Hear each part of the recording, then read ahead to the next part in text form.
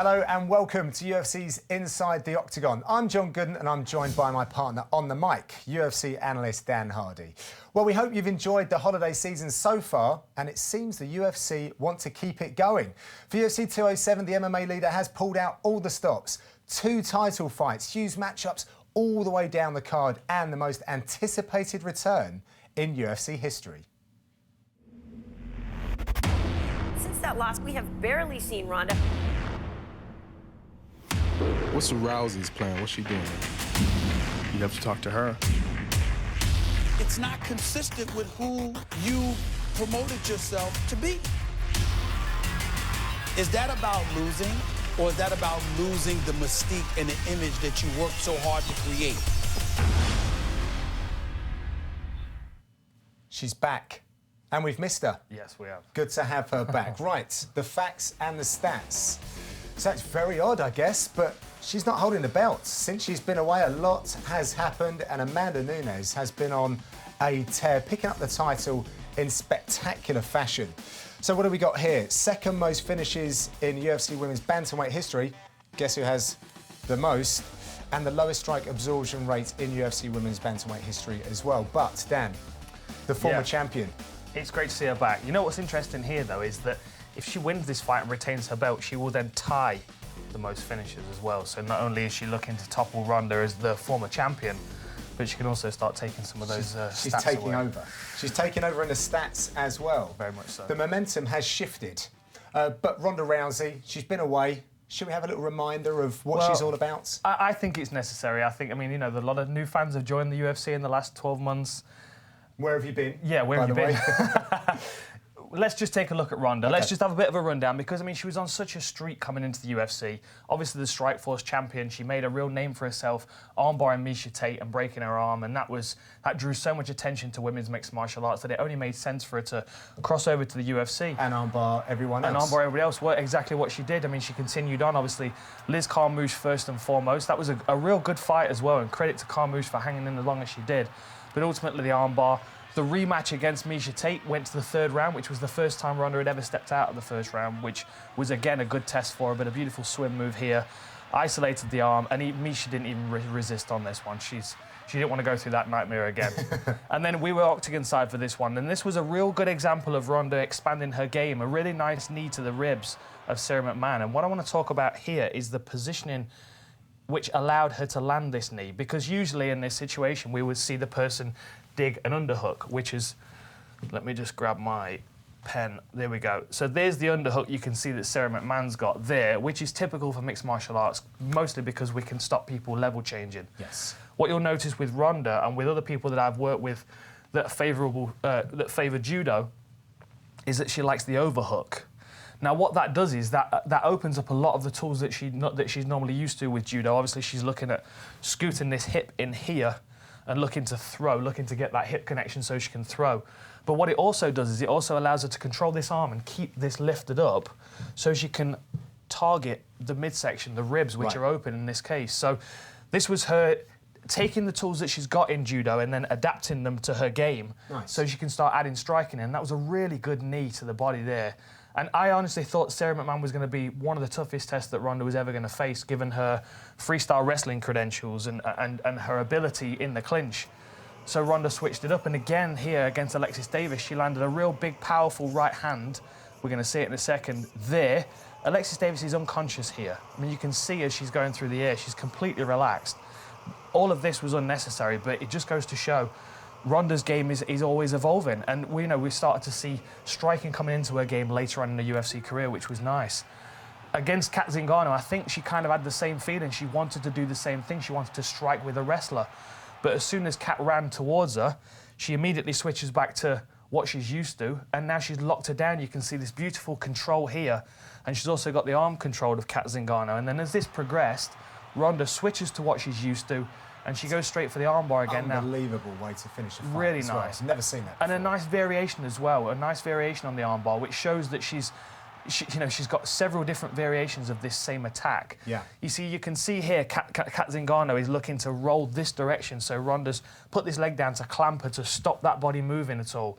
She's also controlling her in several different ways here, just locking her up and restricting her movement. You can see this hook that she's got on Kat's left arm as well, which is going to slow any movement down. And as it progresses as well, you can see what she's doing there. You can see she sits the knee through, slides her hip right close into the shoulder of Kat Zingano, and this is where she really starts to put the pressure on. Because what you're going to see is as Kat starts to move to try and get out of it, Ronda is able to twist the pressure onto the arm and isolate the elbow. You can already see the pain on Kat Zingano's face here. And as this progresses, I'm going to stop it at an opportune moment and show you where the pressure is. So there we go, right on. Look at the grimace on Kat Zingano's face. So let's just have a look at this. So there's the arm right now of Kat Zingano going into the shoulder joint. But what you've got to think about is this pressure coming back here from Ronda's arm as she's torquing her upper body back. And there's also pressure from her hips going forward into the elbow of Kat Zingano at the same time. She's got 2 points of control on that as well. That's going nowhere. Nowhere at all. And what it also does is it creates a nice twist in the arm, which kind of would look like that if you were putting direction onto it, because she's twisting the arm as well. Yeah. Because it's the only option that Kat Zingano's got to move. Shoulder and arm pressure. It's absolutely beautiful, and it shows that Ronda's got a very diverse skill set, not only with the typical things that we've seen, but also with striking as well as a variation on the armbar that she's known for. And then against Betch, this was a very emotional fight. I mean, Betch said a few things about her family, her personal life, so she came in to make a point. Now, one thing I didn't like about this is, yes, it showed her striking, but it showed it from a judo stance. You know, she squares up to her here. She's standing in pretty much a square stance here, which is where her power is coming from, because she's got such a strong midsection with all that torquing from judo. So it was an emotional fight, it was an aggressive fight, and I just don't think Betch was capable enough technically to show her the holes in the game, which we then saw in the Holly Holm fight. OK, so the power strikes from Ronda is what we've been seeing rather than... Rather than the finesse, the technical stuff that we see from Nunez. OK, so Nunez then. Yeah. In her way to the title, she's beaten a true veteran, she's beaten a top striker and a top grappler. She has shown that she has it everywhere. Yeah. And she's kind of beaten these women at their own game as well in a certain way. Yeah, and she's very disciplined with her game plan as well. I mean, there was no better statement than UFC 200 when she won the title. But even, you know, throughout her career, no matter who she's fighting, she's very good at understanding where she fits into their skill set. Here against Shayna Baszler, she knew that Baszler wants to close this distance, so she maintained that range and she was able to land long-range shots. I mean, she landed a teep which really took the wind out of Shayna Baszler, and she was never able to get back into the fight after that. You can see here she's landing good range shots. She'll step in, she'll land a couple of shots, but not get too drawn in aggressively. She'll step out and she'll pick those shots, which then allows her to see those opportunities. There's the teep that took the wind out of her. Really, I mean, Baszler, great job at trying to hide it. But she destroyed her leg as well. She did. And again, she's very technical. She can read these things. And if she does get locked up in a clinch, she's got awesome balance as well. You know, she's a very strong judo practitioner in her own right as well, which may not be able to compete with Ronda, but will certainly give her the knowledge to expect what Ronda's going to throw. Know where not to put yourself. This is it. And if she can defend a couple of takedowns, then she's going to find herself in a situation where she can then start to really test Ronda's striking. And as we saw in the Sarah McMahon fight, she defended her takedown. She was forcing her into a kickboxing range where she landed that big right hand. And that was the beginning of the end. I mean, she's a very, very dangerous fighter in every range. What's intriguing is how she matches up with Ronda, who is really a specialist in judo. You know, she's really a specialist in that.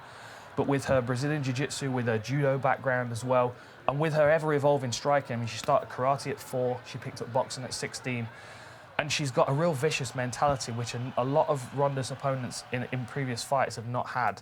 Like, she's disciplined and she's strict with herself, but she's also got that aggression if she needs to draw from it. A couple of things that I noticed as well. I looked at the stats. Over 50% of her strikes come on the ground. So she fights her way with beautiful range striking, and we've spoken about how she's getting people on the end of her shots, which is obviously generating a lot of power. But she lands herself in these positions where she's got really, really accurate ground striking. And to have over 50% is just showing that she's knocking people down. Yeah. And then able to, if not finished, and do a lot of damage, which is how she won that Shevchenko fight. Exactly. And was able to control her on the floor and move around her to expose her for those elbows. I mean, the elbows that she was dropping was really what cinched that decision for me. You know, I mean, so. the cut that she opened up was pretty dramatic. Yeah. And it was purely down to the fact that she was able to keep that strong base on the top. She was able to pin arms and open up the defence to land those shots. Yeah. She's a very cerebral fighter. I love to watch. Yeah, interesting, because she's going to look for the top game, but Rousey likes that world as well. Anyway, Ronda Rousey. Yes. She fought Holly Holm. The world stopped. Yes, I mean, it the did. internet actually broke. Yeah. Huge fight. There were some things that she did well. Obviously, there are some holes in her game as well, which she would be looking to plug before she steps in against the champ. Yeah. Well, what I find fascinating about this bout is it's less about the technical aspects going into it and more about the psychology of Ronda. I don't think we realise just how much pressure is on. No. Or even if we do, let's remind ourselves, she's a superstar. Yeah. And that was one of the most filled stadiums ever in the UFC. I think it was the most. It was the biggest audience that we've had. Right. You know, and it was also in Australia. She had to fly a distance to take that fight. She was the main event. There was so much pressure on her going into that. And the other thing I will say about Amanda Nunes is that she was tested on the way to becoming a champion. You know what I mean? She picked up 4 losses on the way to picking up the belt. So she's had those trials and tribulations with less pressure and was able to adapt and grow from them. Ronda kind of locked herself into a career that slowly piled more and more pressure on her, kind of like Conor did with his. You know, when you start calling that knockout, when you start impressing in the first 10 or 15 seconds of a fight, that becomes what's expected. Yeah. So then every time she steps in there, the opponents get better, the pressure gets greater, and she's now still an undefeated fighter that's trying to keep a hold of a belt. Whereas Amanda never had that pressure going into one of those fights, especially not these higher up in her UFC career. Okay. So I think it's important to set the stage here. Ronda's a naturally emotional fighter, very emotional going into this one, partly because I think she realised that Holly was a massive threat to her title. Yeah. She did come in with a game plan here, and she is doing the right things. Like, first and foremost, she's circling away from the left kick of Holly. She knows that this is the danger. So she'd identified that early on in training camp through doing research and had built a game plan around it. What I don't think she had was an option to develop upon this game plan. I think that she felt like this was going to do what it needed to do to get her into range to clinch. So then when she started to find herself getting clipped from Holly that was moving at awkward angles that she wasn't prepared for, it started to get inside her head, and I think the anxiety started to kick in. And then when she started to clinch up here, you can see Holly's using very good basic anti-clinch positions just to slow her down. And you can see here Ronda going for the overhook again, but obviously because Holly's not offering her the overhook arm, she's actually gone around the head, still looking to get the hip in close for a judo throw, because she needs that connection with the hip to hip in order to lift her up onto her and launch her. And Holly's aware of this, so you can see that she's got this arm in between them, just to cause some problems for Ronda. And then as I let this play on, you're also going to see that Holly's sliding down the fence and using good head position, so Ronda's not able to get underneath her. And as soon as Holly was able to get some space and land a couple of shots, you could see Ronda there. She's got her mouth open, she's flustered. Her first line of attack didn't work, and now she's got to start thinking of other ways around it. And then it became easier and easier for Holly to defend these takedowns. And when she did get taken down, she was able to scramble and find herself into a strong position. Here again, Ronda going for the swim move that she used against Misha in the second fight just didn't pay off against Holly because she's done her homework. She's a good, strong, powerful athlete. And then she starts to measure her for the straight left. And this is where Ronda started to kind of come apart because she just wasn't expecting this. Her game plan was based around the head kick. So when she started to strafe across her and land with that straight left, Ronda didn't really have a great deal of options, and she started to get flustered and panicked and chase after her. Now, she did land a good, clean shot, which caused Holly to get a body lock and shoot in and take her down, which obviously was a big surprise to everybody, Rogan's mate included, who stood up there. But look, this is Ronda that we've never seen before. Flustered, panicked in between rounds. She comes out in the second round, and a disciplined Holly Holm goes back to the same game plan. There's the straight left. Bang, every time Ronda steps onto it, she starts strafing across, and you can see that. I mean, that's Ronda overcommitting to something, and Holly just being able to read it and stay technical. And then in this situation here, it was just perfect timing for Holly. She was able to throw Ronda off, and Ronda was keeping a hold of Holly's arm with the hopes of trying to draw her into a clinch. And Holly was able to just break free and land the head kick. And what a massive turning point that was, not only for Ronda, but for the division as well. I mean, you've got to think that Holly then lost the belt to Misha, who then lost the belt to Nunez, who's now standing in wait for Ronda to come back. Yeah. And Ronda in this time off has been, well, somewhat of an enigma, really. We don't really know much about her. She's kind of disappeared. She's, you know, we don't know where she's been, what she's been doing. It's a bit of a mystery as to where she is psychologically, you know. We're going to come back to that. Okay. But yes, for me, the cornering is so important when you need to change the strategy. Yes. When Holly changed things up, and then it seemed that Ronda didn't have an answer to that. That for me is slightly alarming, and I'm sure they're looking to build on that. But let's focus now on the champion again. So she's been on this great tear, and for me, at 200, it was the perfect performance. Yeah. It all happened for at the right time. It was amazing. With all of the eyes. Yes. Because, of course, they weren't meant to be the main event. Yep. So that increase in pressure came very, very quickly, and she handled it like a champion. Yeah. Misha Tate as well is, you know, she's such a fan favourite. You know, everybody loves Misha. And in Vegas, which is Misha's hometown now, it just kind of, everything seemed right for Misha to defend the belt and then be ready for when Ronda came back. And harder for Nunez. Of course, yeah, very much so. But Nunez just came in and put on a perfect performance. You know, a talented, well-rounded mixed martial artist who went in there with a disciplined game plan that came off on that night, unlike Ronda's against Holly Holm. This one worked out for her. She knew that she didn't want to engage in the wrestling. She wanted to disengage as soon as possible and put boxing pressure on Misha Tate straight away. She knew she had the hand speed and the power advantage, and that was evident straight away. So the advantage here that Misha Tate had would be to clinch her and drag her down to the floor, which then would make it much more of a 50-50 fight, which Ronda has got to be thinking about as well. Now, every time Misha tried to close the distance, not only was a takedown defender, but she was punished for it as well. You know, Amanda was landing good, clean shots, breaking the clinch, landing knees, you know, just basically discouraging that attack over and over again. And then when Nunez started to find her range, Misha just looked like a fish out of water. I mean, she didn't have the answers for this aggression and this technical approach. She started to shell up, and I mean, all credit to her. She's got so much courage and heart, but just didn't have the technical tools to match Nunez on the night. And you can see here, this is where her jiu-jitsu and her judo kicks in. As soon as she finds herself in a situation where she can exploit a damaged opponent who is on the floor, she's got all these tools to go to. And Misha Tate's got great submission defense. We know this about her. Yeah. But that was the fight given up. She was done there. Her nose was broken. The face bar was uncomfortable. She just wanted out of there. It was a perfect, very succinct performance by Amanda Nunes, who has really established herself as, well, the most dangerous person for Ronda to face when she comes back, ahead of the person that she lost to in Holly Holm already. Yeah, multi-dimensional. I think we can underline that all day about Nunez. And after going back through all of her fights, that progression that we've seen, I think she went from training with MMA Masters, who got her to where she needed to be in the UFC.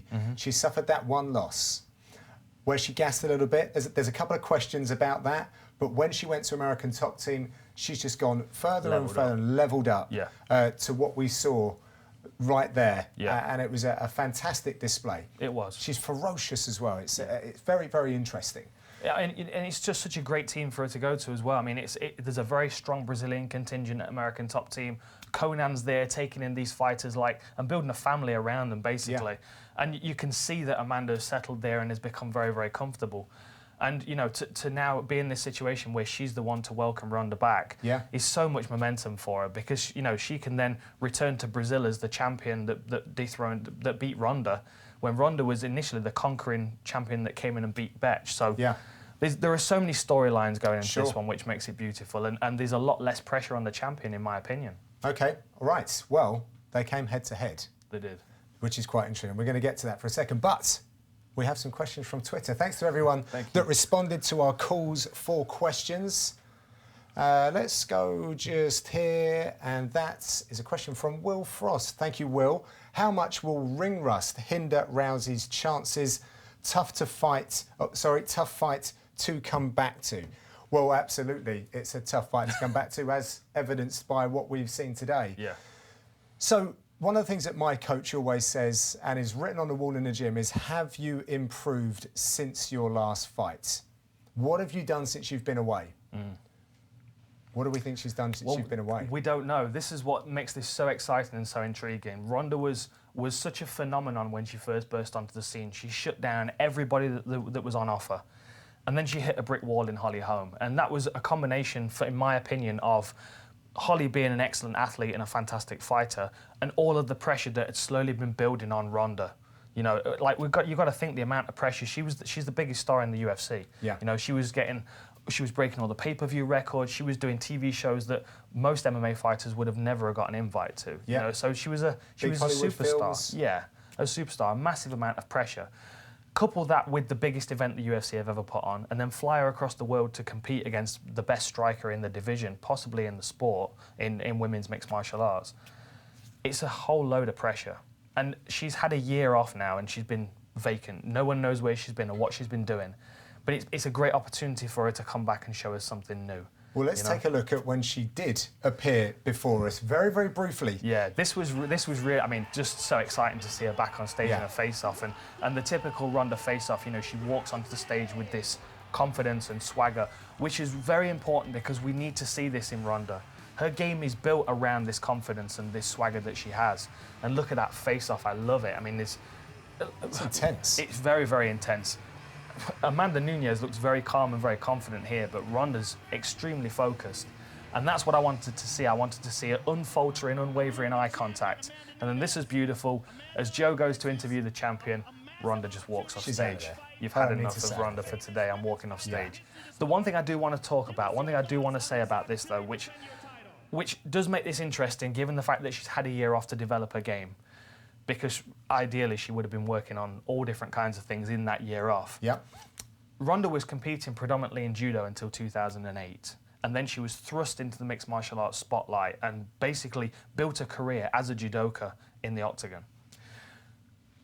Amanda Nunes, on the other hand, started karate at 4 years old and started boxing at 16. So 4 years ahead of Ronda, she was already working as a mixed martial artist. Right. Which has given her more time to kind of round out a game and erase those seams between the different ranges.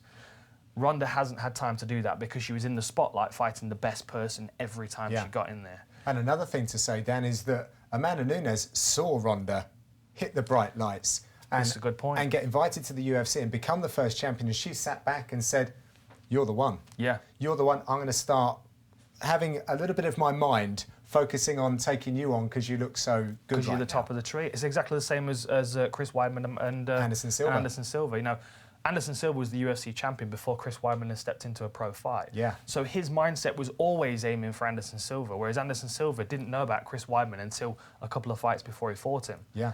So the mindset, the dynamic is so interesting in this one going into it. They're both so technical. They both have, you know, all the skill in the world to win this and take the belt home with them. It's all about the mindset in this one. And Ronda's been looking in good shape before. So as much as we don't know what she's been doing, physically when we've seen her on chat shows, if we look at her social media as well, she's in shape. She looks great. She looks very lean. She looks strong. She looks confident. You know, I think it was Conan she was on the other week. Yes. She walked out. She looks beautiful. She looks strong. She looks lean. She's clearly been doing some work. She's clearly been doing something in the gym. We don't know what, but that's what we're going to find out when she faces Nunes. Yeah, and I was very lucky to interview Amanda Nunes outside Madison Square Garden in New York, and she's so humble. She's awesome. She's such a great champion. She's very relaxed and excited. This is a massive opportunity for her. And if we go back to the history of Brazilians that are UFC champions, this isn't their golden era right now. No. And she is right there flying that flag. And I think she takes that responsibility as well. This is a very exciting fight. New breed versus the one that really pioneered. Set the stage for her to be the champion, you know? Absolutely. What a way to close out the year, right? Brilliant. Lovely stuff. Well, that concludes this show, but as a festive treat, we will be bringing you even more Inside the Octagon love ahead of UFC 207. With Dominic Cruz taking on Cody No Love Garbrandt for the UFC belt and TJ Dillashaw facing John Lineker to kick off the main card, there is potential for a huge shake-up in the men's bantamweight division. Make sure to check out our analysis of both those fights in our other show landing later this week.